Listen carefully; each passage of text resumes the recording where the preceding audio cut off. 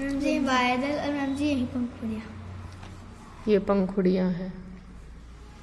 अच्छा चौथा पार्ट देखो, इसका तीसरा और चौथा पार्ट पकड़ो इसको। इसको बोलते हैं फोरसेप्स, चिमटी। ठीक है। अब मैं जो पार्ट अलग कर रही हूँ वो है इसके पुंकेसर। क्या है? पुंकेसर। चौथा पार्ट है ये, तीसरा पार्ट है इसका। और ये पुष्प का नर जननांग होता है, नर भाग होता है। ठीक है। देखो इसमें कितने पुंकेसर हैं?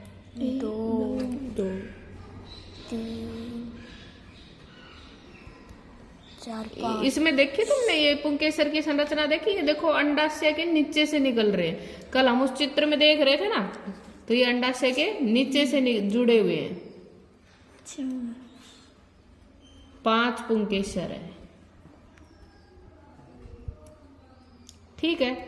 और जो केंद्र में बच गया ये क्या है? स्त्री केसर। क्या है ये? स्त्री केसर। ठीक है। पहले हम पुंकेसर के 2 भागों को देखते हैं। पुंकेसर के 2 भाग कौन कौन से हैं?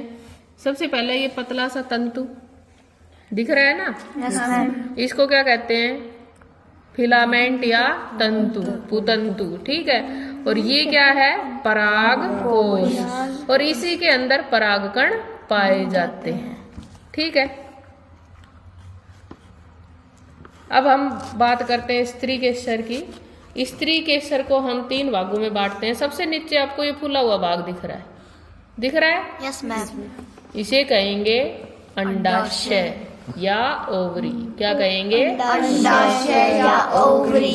अब इसमें आप 3 वर्तिकाएं निकलती हुई देख रहे हो। 3 स्त्री केसर से, इस एक अंडाशय से 3 निकली हुई है। ठीक है। और ये हिस्सा जो पतली नली के रूप में है, ये क्या है? वर्तिका।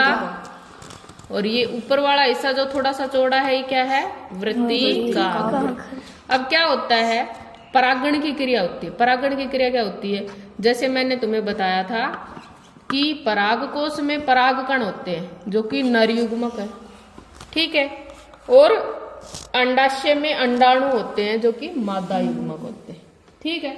तो क्या होता है? यहाँ परागकोश से परागकण किसी भी माध्यम द्वारा इस वृत्तिकाग्र तक पहुंचते हैं। ठीक है। वृत्तिकाग्र पर गिरेंगे, इस पर चिपक जाएंगे।